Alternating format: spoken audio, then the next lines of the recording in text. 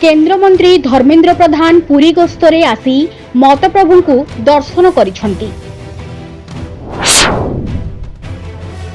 सकाळे श्रीमंदिर रे पहुंची महाप्रभु को दिव्य मंगल आरती दर्शन करिसेंती केन्द्रमंत्री धर्मेन्द्र प्रधान।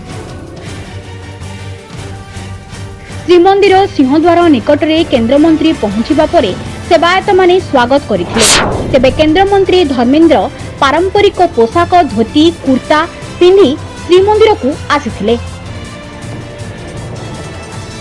श्रीमंदिर को आसुथुबा भक्त पारंपरिक पोशाक रे आसिबाकू से वार्ता देथिले। तेबे से प्रथमे प्रभु पतितपावन को मुंडिया मारी श्रीमंदिर भितर को प्रवेश करी महाप्रभु को दर्शन करथिले। परे श्रीमंदिर बेढ़ा भितरे थिबा पार्श्व देवादेवी मंदिर भ्रमण करी देवादेवी को दर्शन मध्य करथिले।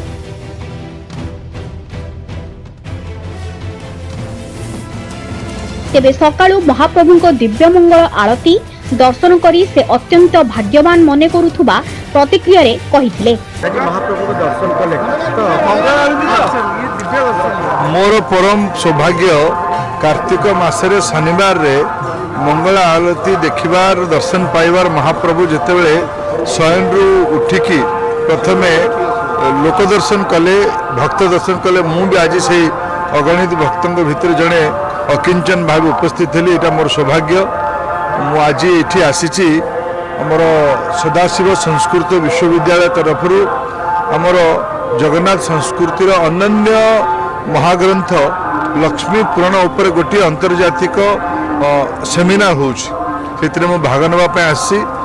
जगन्नाथ संस्कृति केवल धार्मिक श्रद्धार प्रसंग नुहे भावना नुहे एक सामाजिक संस्कार सामाजिक दिग्दर्शन सामाजिक प्रथार प्रगतिशील सामाजिक व्यवस्थार गोटे महाकाव्य महादर्शन। आज आम समस्ते सौभाग्यशाली महाप्रभुंर आशीर्वाद आम समस्त निरंतर थाऊ। जय जगन्नाथ।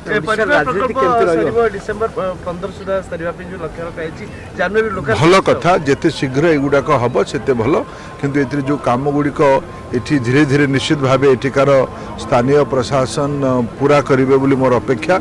एठिकार जो पुराना मठ मंदिर किंबा अन्यान्य सबू स्मरणीय विषय थिला। एठी पंडित गोपबंधुकर मूर्ति थिला, एठी मंगू मठ थिला, एठी विभिन्न संप्रदायर बहुत पुरातन कीर्तिराजी थिला। एगुड़िक नव कलेबर सह ये जो नुआ की होची या सह याकू ताकू भी स्थान देवा दरकार। एटा निश्चित भाव एटिकार प्रशासक माने तार संवेदनशीलता को बुझीथिबे।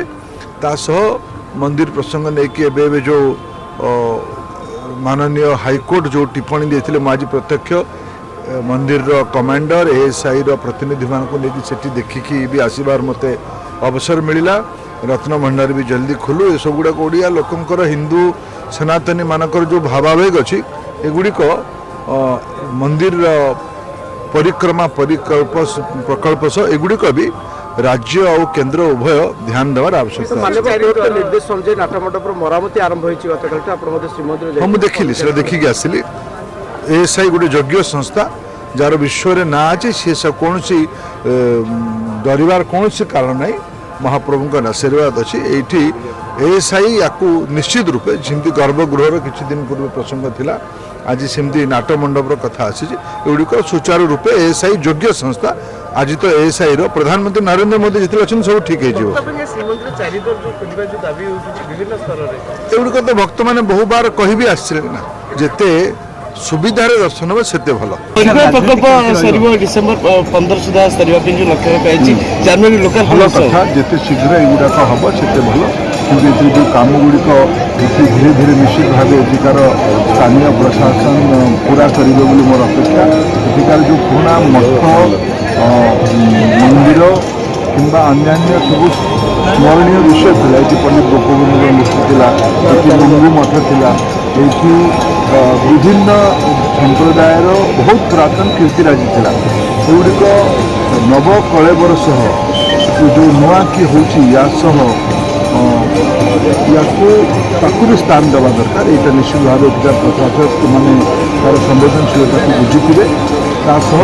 मंदिर प्रसंग लेकिन जो माननीय माननीय हाईकोर्ट जो टिप्पणी देते आज प्रत्यक्ष मंदिर कमांडर एएसआई प्रतिनिधि मानक सीटी देखिए ये आसबार अवसर मिलला रत्न भंडार भी जल्दी खोले सेगुड़ा ओडिया लोकर हिंदू सनातनी मानक जो भावावेग अच्छे सेगुड़िक मंदिर परिक्रमा प्रकल्प एगुड़िक भी राज्य और केन्द्र उभय ध्यान देवा निर्देश संजय नाथ मंडप ଶ୍ରୀମନ୍ଦିର ପରିକ୍ରମା ପ୍ରକଳ୍ପ ଶୀଘ୍ର ଶେଷ ହେବା ଉଚିତ। ଏଥିସହ ଭଙ୍ଗା ଯାଇଥିବା ଐତିହ୍ୟ କୀର୍ତ୍ତିରାଜି ତଥା ପୁରାତନ ମଠଗୁଡ଼ିକର ପୁନରୁଦ୍ଧାର ଶୀଘ୍ର ହେବା ଉଚିତ ବୋଲି କେନ୍ଦ୍ରମନ୍ତ୍ରୀ ଧର୍ମେନ୍ଦ୍ର ପ୍ରଧାନ ମତ ଦେଇଛନ୍ତି।